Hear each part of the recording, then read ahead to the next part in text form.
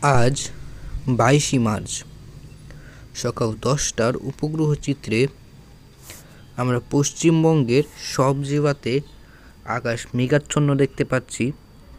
সেটা বাংলাদেশের রাজশাহী, রংপুর, খুলনা, সিলেট এবং ময়মনসিংহ এবং ঢাকা বিভাগের উত্তরাঞ্চলের এলাকাগুলোতে বর্তমানে আকাশ মেঘলা রয়েছে। তো আজকে এই ভিডিওতে যে আবহাওয়ার পূর্বাভাসটি দেব, এই পূর্বাভাসটি আজ 22 মার্চ, 23 মার্চ এবং 24 মার্চ পর্যন্ত ভ্যালিড থাকবে।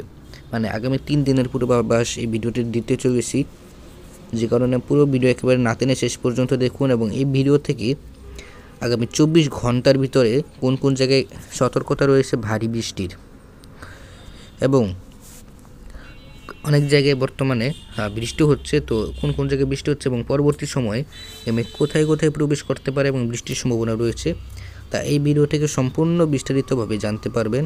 তাই পুরো ভিডিও না টেনে একেবারে শেষ পর্যন্ত দেখুন। এবার চলে আসছি মূল ভিডিওতে।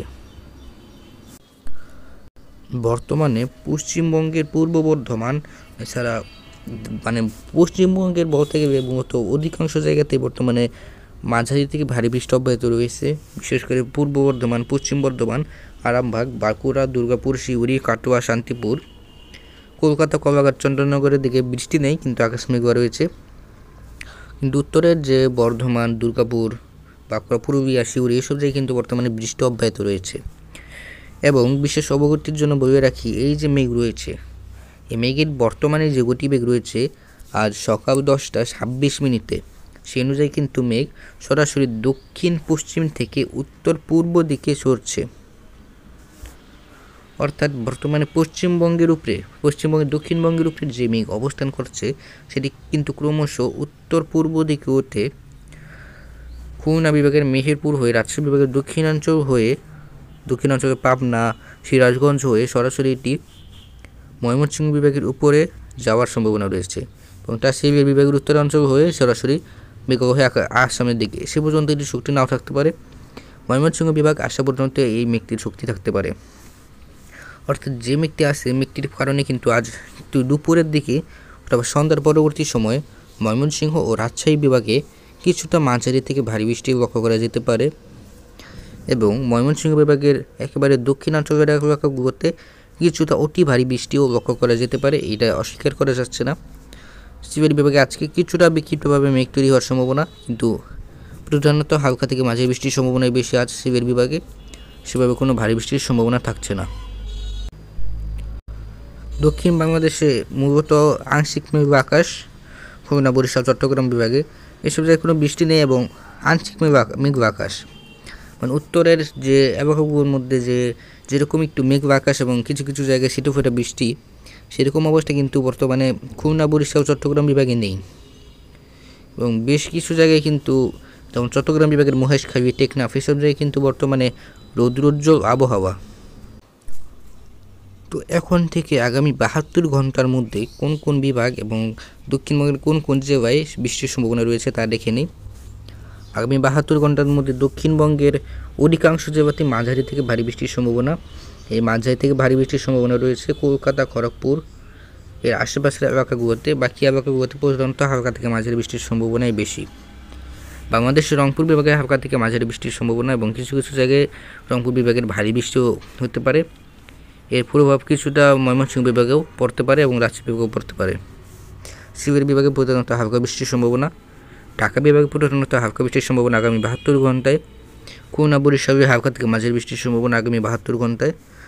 চট্টগ্রাম বিভাগে বিক্ষিপ্তভাবে হালকা বৃষ্টির সম্ভাবনা রয়েছে। পুরো ত্রিপুরাতেও বিক্ষিপ্তভাবে হালকা বৃষ্টির সম্ভাবনা আগামী 72 ঘন্টায়। পুরো আসামে হালকা থেকে মাঝারি বৃষ্টির সম্ভাবনা আগামী 72 ঘন্টায় বিক্ষিপ্তভাবে। উত্তরবঙ্গে হালকা বৃষ্টির সম্ভাবনা বিক্ষিপ্তভাবে, এবং এই যে বৃষ্টি রয়েছে এই বৃষ্টি কিন্তু আগামী 24 তারিখের পর থেকে ধীরে ধীরে কমে যাবে, এবং সে সময় কিন্তু অনেকগুলো আবহাওয়া দপ্তর, বিশেষ করে বেসরকারি আবহাওয়া দপ্তরগুলো কিন্তু খরার পূর্বাভাসও দিয়েছে আগামী 24 তারিখের পরবর্তী সময় থেকে। এখনও পর্যন্ত আমরা উত্তরের যে এলাকাগুলো রয়েছে রংপুর, ময়মনসিংহ, সিলেট বাংলাদেশের, এবং উত্তরবঙ্গের আলিপুরদুয়ার, কোচবিহার এসব জায়গায় কিন্তু, এবং আসাম এসব জায়গায় কিন্তু আমরা এখন ওরকম তাপপ্রবাহের পরিস্থিতির মতন খবর পাচ্ছি না। আমরা মূলত আগামী 25 তারিখ থেকে পশ্চিমবঙ্গের দিকে কিছুটা তাপপ্রবাহ মানে 39 থেকে 24 ডিগ্রির মধ্যে 25 তারিখের পর থেকে তাপমাত্রা উঠে যাওয়ার সম্ভাবনা। এদিকে দক্ষিণ বাংলাদেশে একই অবস্থা থাকতে পারে। রাজশাহী বিভাগ পর্যন্ত, এই রাজশাহী, ঢাকা, খুলনা, বরিশাল এবং চট্টগ্রাম বিভাগ পর্যন্ত এই যে তাপপ্রবাহের পরিস্থিতি তা জারি থাকতে পারে। তো এখানে যদি দেখি আগামী 5 তারিখের মধ্যে কোনো বৃষ্টি আসছে কি না, আগামী 5 তারিখের মধ্যে দেখে নিই। তো আগামী 5 তারিখের মধ্যে কিন্তু আমরা সেভাবে কোনো বৃষ্টির আশা রাখতে পারছি না। বিক্ষিপ্তভাবে সিলেট বিভাগের দিকে কিছুটা সময় হালকা থেকে মাঝারি বৃষ্টির সম্ভাবনা রয়েছে, কিন্তু সেভাবে কিন্তু আমরা বাকি আবহাওয়াতে কিন্তু সেভাবে কোনো বৃষ্টি দেখতে পাচ্ছি না। আসামে সবসময়তেই হালকা বৃষ্টি বিক্ষিপ্তভাবে এবং কিছুটা ঝড়ো হাওয়া বয়ে যাওয়ার সম্ভাবনা রয়েছে আগামী 4 থেকে 5 তারিখের মধ্যে। তো সেভাবে কিন্তু আমরা বৃষ্টি দেখতে পাবো না আগামী 5 তারিখের মধ্যে, মানে আগামী 5 তারিখের মধ্যে কোনো বৃষ্টি প্রবাহের সম্ভাবনা নেই বঙ্গজুড়ে।